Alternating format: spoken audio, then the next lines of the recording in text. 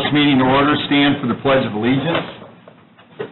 I pledge allegiance to the flag of the United States of America and to the republic for which it stands, one nation, under God, indivisible, with liberty and justice for all.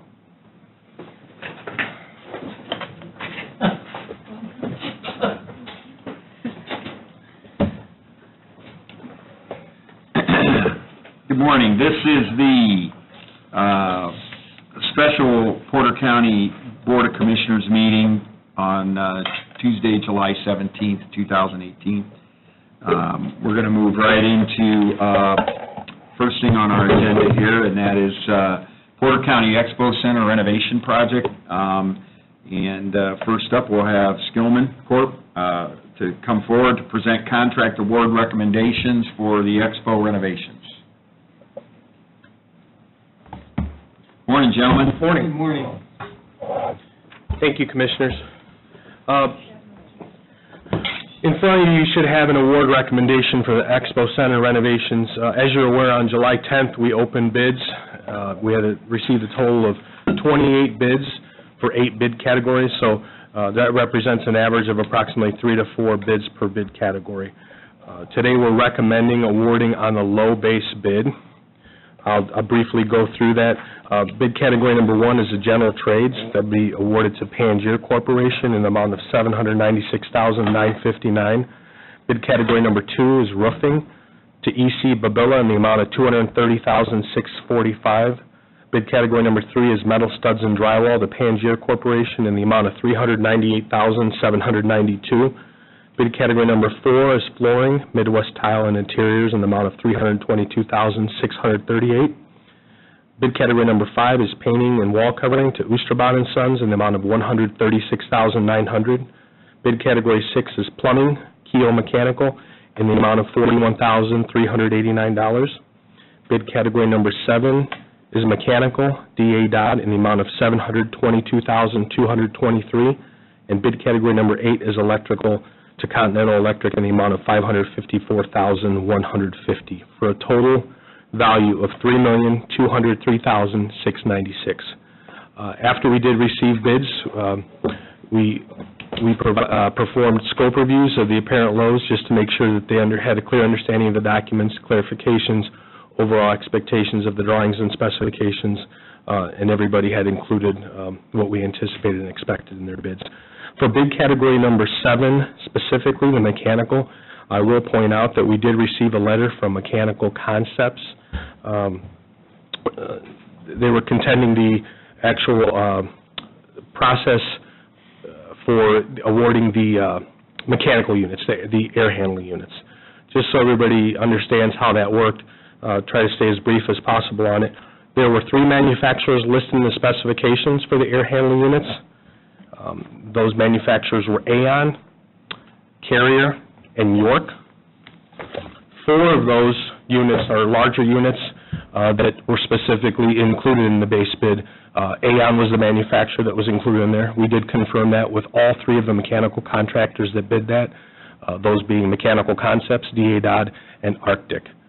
The balance of the remaining units, we did receive some products lists from both Mechanical Concepts within the 48 hours and D.A. Dodd. They had the option of either utilizing York, Carrier, or Aon. You know, in this public bid process, they typically use the lowest that they receive the bids on. We don't feel that there's an issue with awarding specifically, or not awarding the alternate is what I'll say, because you did receive the Aon units for the 4, and York and Carrier are both competitive units as well. Mm-hmm. I'd be happy to answer any questions related to the... Well, just to ferret that out a little bit more, so D.A. Dodd and Arctic and Mechanical Concepts all had in their base bid the 4 Aon units as required in the base bid. Correct. And then the remaining air handling units could either be York or Carrier or whatever was in the spec. Correct. And so we're dealing with apples to apples as far as the different product and everybody's in compliance with the actual base bid guidelines, correct? Correct. So in DA Dodd's case, which might be the issue causing confusion, Mechanical Concepts did not provide any alternate bidding, correct? Correct, nor did Arctic. Or did Arctic. But DA Dodd did, and so explain what your understanding of what that alternative bid was for. The alternate bid was in the event you decided to select all AAON units. AAON does manufacture the balance of the units. I believe it's approximately 8 units that right now would either be York or Carrier. However, we did also reach out to Arctic and had a conversation with them. Their rep had indicated, which is Windy City, who represents AAON, that those units can be purchased. However, they're approximately twice the costs. They're a premium to either York or Carrier. And that's why DA Dodd included that in their bid in the event that the commissioners would decide in their alternate. So if we chose the alternate, we would have all AAON units? Correct. Okay. But, all right, so if we, following that logic, in the way DA Dodd bid it, they complied with the base bid requirements. They're responsive and lowest at this point, correct? They also then provided an alternative bid that if we wanted to have all AAON units for the remaining, we could do that. What did Mechanical Concepts do along that line of thinking? They took a similar approach. DA Dodd had 4 of the AAON units, and the balance was York. Mechanical Concepts had the AAON units, and the balance was Carrier. And they provided no alternative bid? No alternative. Well, it seems like we're apples to apples. And then walk us through a little bit, I think you've mentioned it, but after we open bids, then what do you require within 48 hours from the trades that are bidding on the actual lines? We require that within 48 hours they submit their sub and products list, a comprehensive list of all the manufacturers and products that they're using. All the contractors did submit their information within the 48 hours. We also confirmed that all of their documentation, bid bond, financial statement, acknowledgement of addenda are indicated on their bid form. And then again, we do conduct pre-award conferences and do a comprehensive review of all the bid documents, specifications, and drawings to make sure that they did have a clear understanding and included everything in their bid. And that's to make sure they're responsive. Correct. And so we got those from DA Dodd and Mechanical Concepts and Arctic? Not Arctic, because they were the third bidder, so typically they would not submit that, but we did have a conversation with them as well, just to have an understanding of how all of the big category number 7 contractors looked at this as far as the air handling unit specifically, and they were all consistent. So they provided those specs, email or something along those lines? Yes. All right. And do you guys share those with the other contractors? No. Makes sense to me.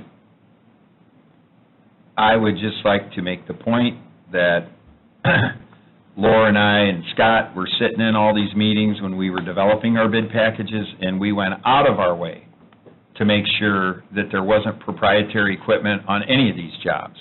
Because when you get into proprietary equipment and you have all AAON in a building, you're going to pay for it handsomely. And this York and Carrier equipment is designed through its specifications to do the same work at the same level, at the same performance level as this other equipment. And what you'll find out in the equipment world, in HVAC equipment world, a lot of these pieces of equipment are designed specifically for special types of projects and needs. And so there's a lot of different variations out there. There's a lot of different products. Certain companies try to hit a market, and other companies, a Carrier might not be able to compete with an AAON in a make-up air system type situation.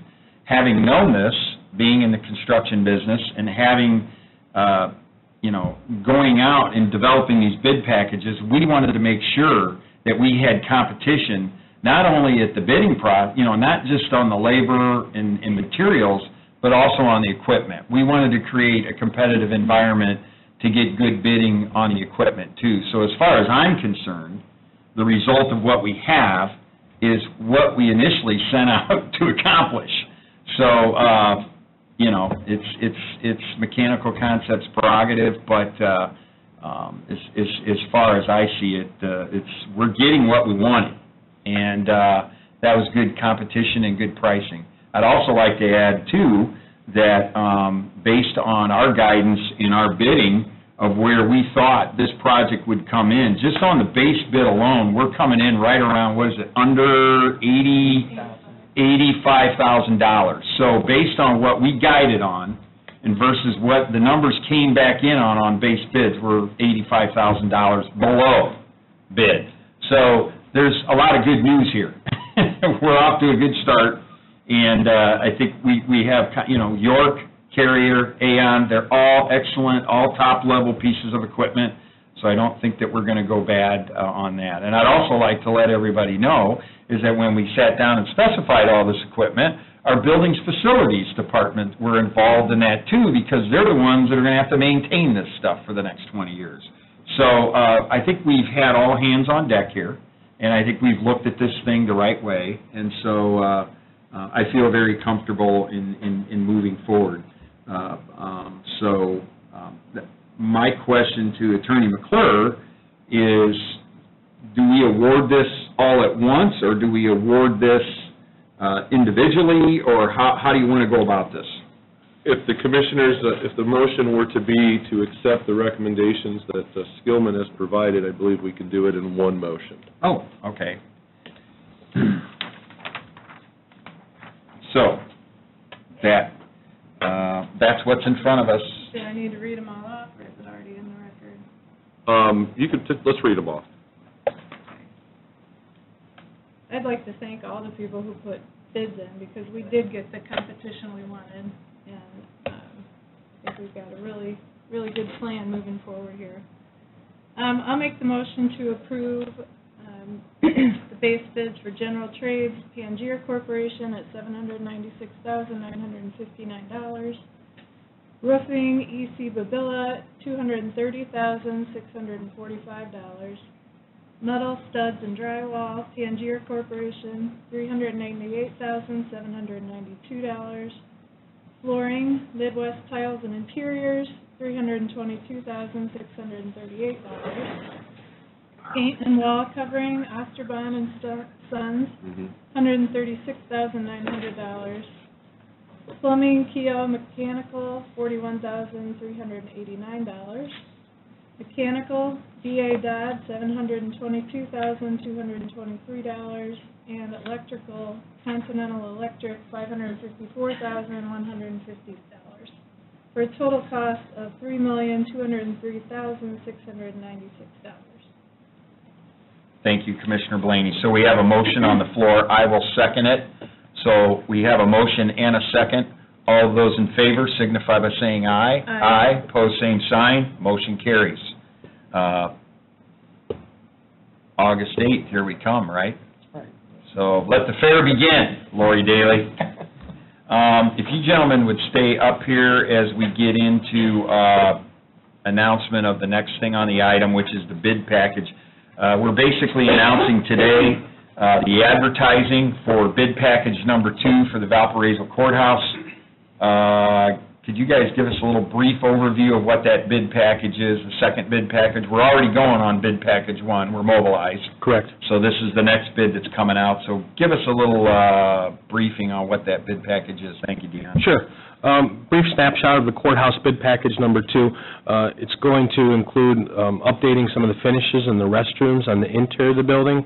It's also going to include on the exterior, on the north side, removing the planters, putting some pavers, addressing landscaping, some tree removal, just really cleaning up the overall perimeter of the building in the exterior. Does that also include the secured parking area for the judges, too? Yes, sir. Okay, so, all right. We're going to redo that fencing and rework that whole area, just make it work a little better logistically, how they get in and out of that area, and make it more secure overall in general.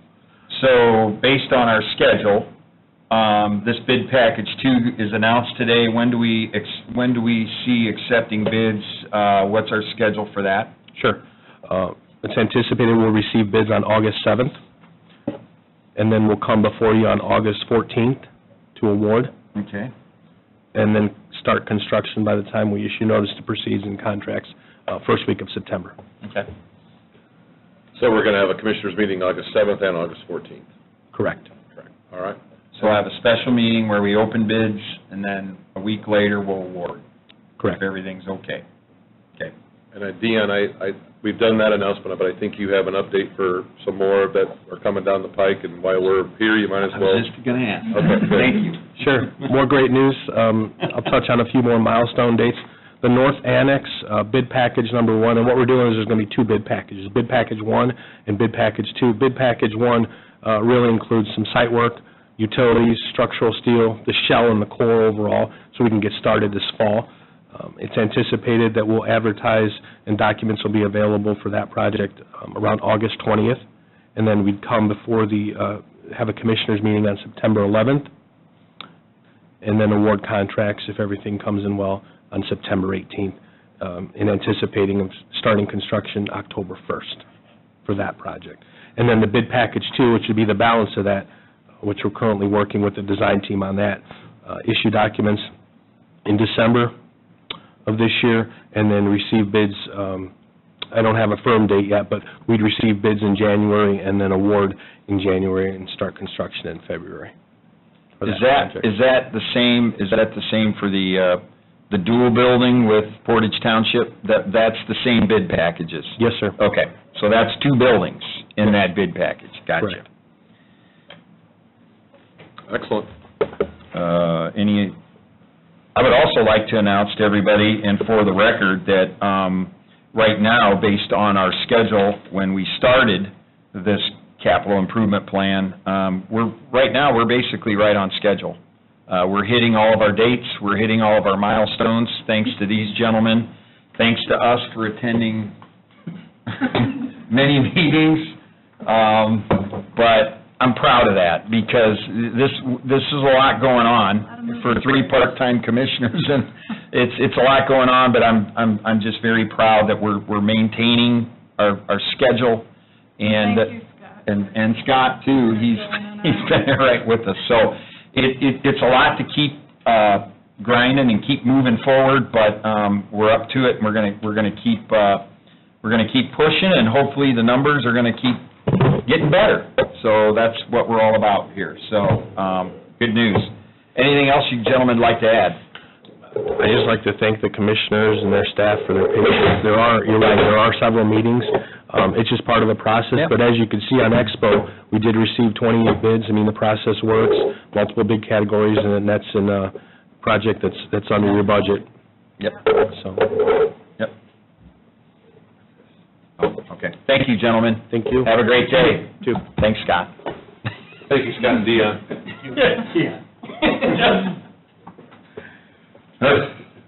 Okay, next on the agenda, we have the Portage Health Department office space lease.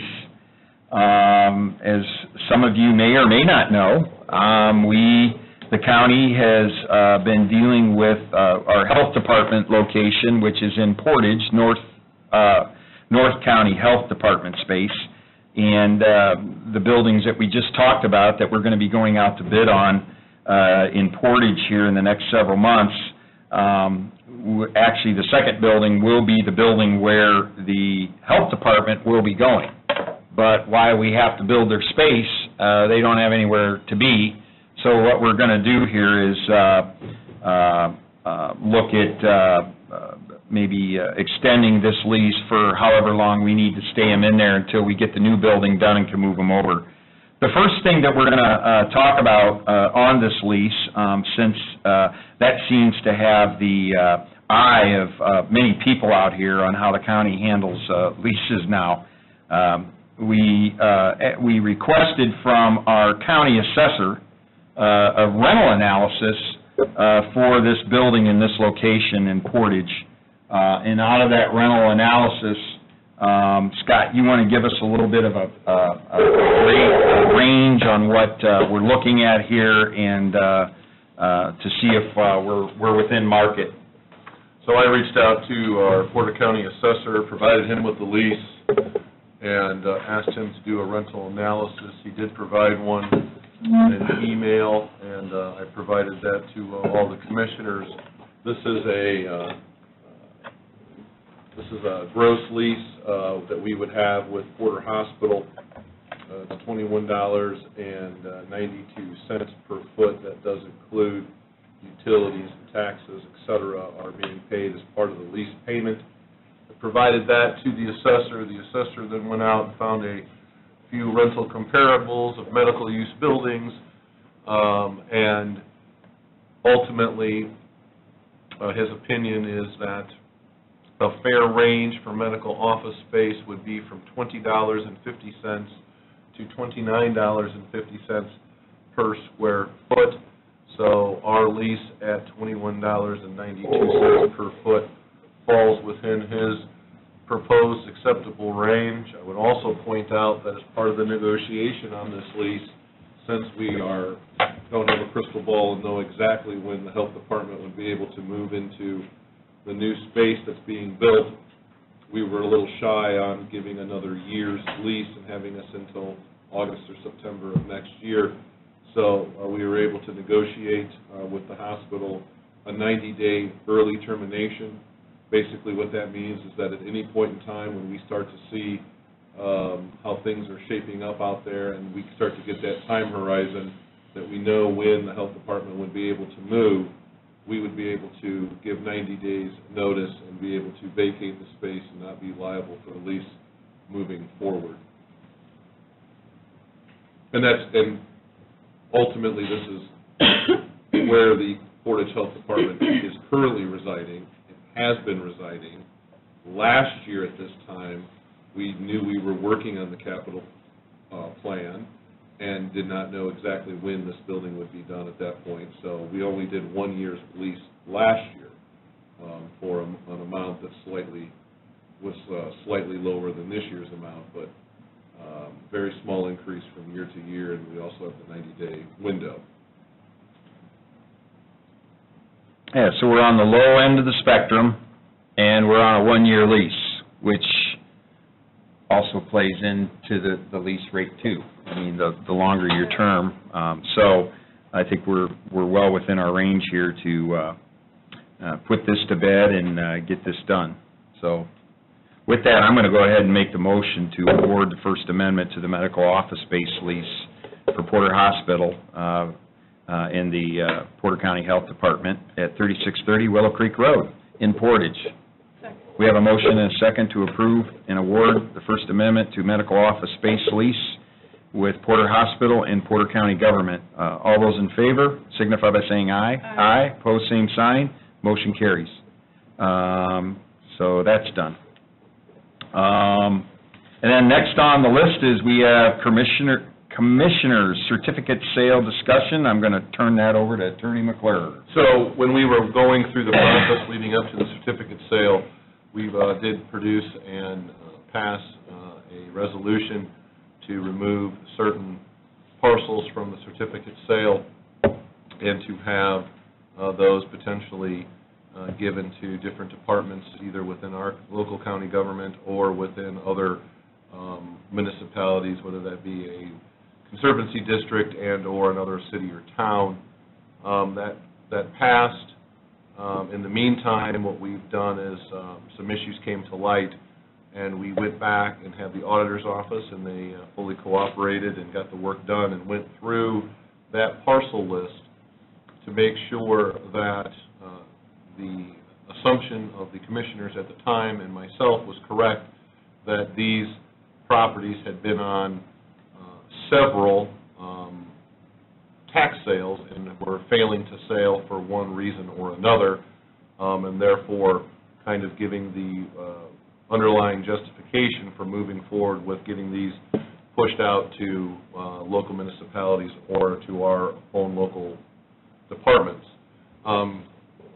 Through that process, it unfortunately became clear that we had several parcels of property that had only been on one tax sale, and I'm using those terms as terms of art. There is a difference between a tax sale and a certificate sale. but they had only been on one tax sale. While that meets the letter of the law and would be lawful to do so, I am talking with the commissioners, and that's why we had the report done. I'm not sure that that was their intention at the time when we were doing that resolution. So what we have now is a list of all of those parcels that we took off that we have a fair amount of those that only were on one tax sale, and those were for all different reasons. Sometimes there was underlying property issues that had them pulled off the tax sale. Some of those had pending litigation that had them pulled off tax sales. So you could have a situation where a piece of property had maybe been through 4 to 8 tax sales, but had only actually ever made it to one tax sale officially. And so that was the information the commissioners requested. That is the ultimate answer. So now, basically, the commissioners need some direction as to how you want to deal with that at this point. Well, I think we should take them off the list for now. They should have the opportunity to be dealt with and more than one tax sale. Seems like that to me. So what I will do is, if you guys could make a motion and a second on that, then we will revise and provide an additional resolution, putting those back, those that are one or less, back through our system, which would then put them up for the regular tax sale that would come in, Tony? October 16th. That would allow any people that would want to purchase those pieces of property to purchase those at the tax sale and move from there. And we'll provide, I will get with Mr. Fryman, who has been dealing with this tax sale issue, and we'll have him do the resolution to remove the ones that were one or less, and the ones that were two or more can remain. But ultimately, I think what the commissioners were doing, and they can speak for themselves, where we have a significant backlog of properties that have been sitting through tax sales and certificate sales, and we're trying to whittle those down and get to the bottom of whatever the issue with individual pieces of property. Some of these are just small pieces, little triangles, little squares, little 10-foot sections in places, and some of them have all different issues. The point of this was, if they've been through several tax sales and through at least one commissioner certificate sale, that's probably the fair enough opportunity for the public to purchase them and to also to get them ultimately back on the tax rolls. And those that were only on one, that's not exactly the way it would look like if you're looking at how much taxes had been built up on them. You start doing the math and you think they've been through 4, 5, or 6 tax sales and they've only really been through one tax sale. So when I make this motion, how do I make it in such a way that the one or less? The one or less go back into the system, the 2 or more remain on the resolution as we previously passed. Okay. And then if these one or less ones go through again, they'll automatically go into, Well, then we don't there- have anyone that wants them yet. Yeah, I mean, so at this point, the ones that we would be putting back would go through the tax sale. If they don't sell at tax sale, then they'll come back up at our certificate sale, but then they'll meet that 2 or more, Okay. and they'll be back in the system.